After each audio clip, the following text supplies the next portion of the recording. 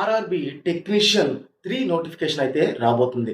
దానికి సంబంధించినటువంటి ఒక అఫీషియల్ నోటీస్ కూడా రిలీజ్ చేశారు.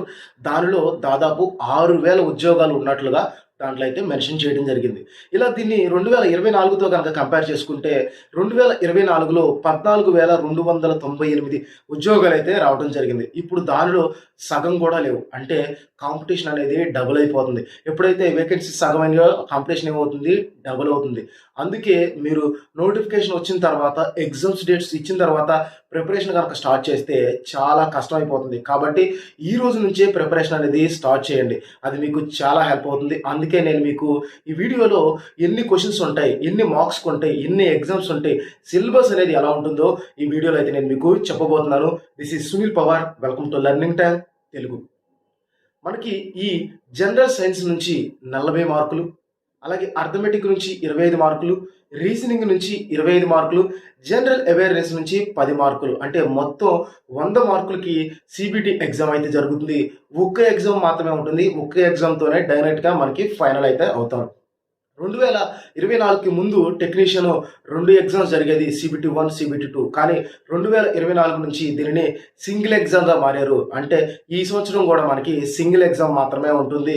100 మార్కులకి ఉంటుంది. 90 నిమిషాలు సమయం ఇస్తారు.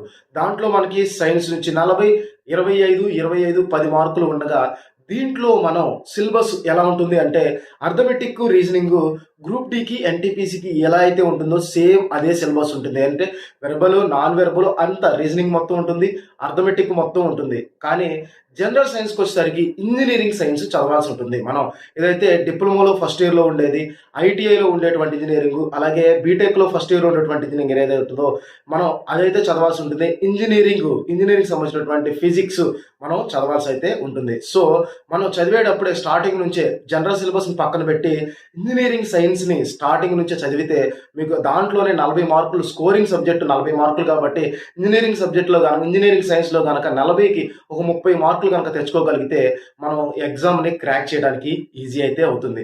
సో చూసుకోండి, ఇక్కడ నుంచి అంటే కనీసం మనకు ఎగ్జామ్కి 6 మంత్స్ టైం ఉంటుంది. ఈ 6 మంత్స్లో ఈ సైన్స్ని, ఇంజనీరింగ్ సైన్స్ 40 మార్కులని ఎలా కవర్ చేయాలి, అర్థమెటిక్, రీజనింగ్ 20-25 మార్కులని ఎలా కవర్ చేయాలి, సైన్స్ నుంచి 10 మార్కులు ఎలా కవర్ చేయాలో ప్లాన్ చేసుకుంటే మనకి ఈ నోటిఫికేషన్ క్లియర్ చేయడం అనేది ఈజీగా అయితే ఉంటుంది. అది కూడా సింగిల్ ఎగ్జామ్. ఒక్క ఎగ్జామ్లో ప్రాపర్గా మనం రాసామంటే డైరెక్ట్గా మనం టెక్నీషియన్ లెవెల్ 3లోకి, లెవెల్ 2లోకి అయితే డైరెక్ట్గా వెళ్ళిపోవడానికి అవకాశం అయితే ఉంటుంది. సో అలాగే ఈ 100 మార్కులు ఎలా ప్లాన్ చేసుకోవాలి, ఎగ్జామ్ ప్యాటర్న్లో సిలబస్ వెయిటేజ్ ఎలా ఉంటుందో నేను మీకు నెక్స్ట్ వీడియోలో అయితే చేస్తాను. సో మన ఛానల్ని సబ్స్క్రైబ్ చేసుకుని వీడియోని లైక్ చేసి మన ఛానల్ని ఫాలో అవ్వండి.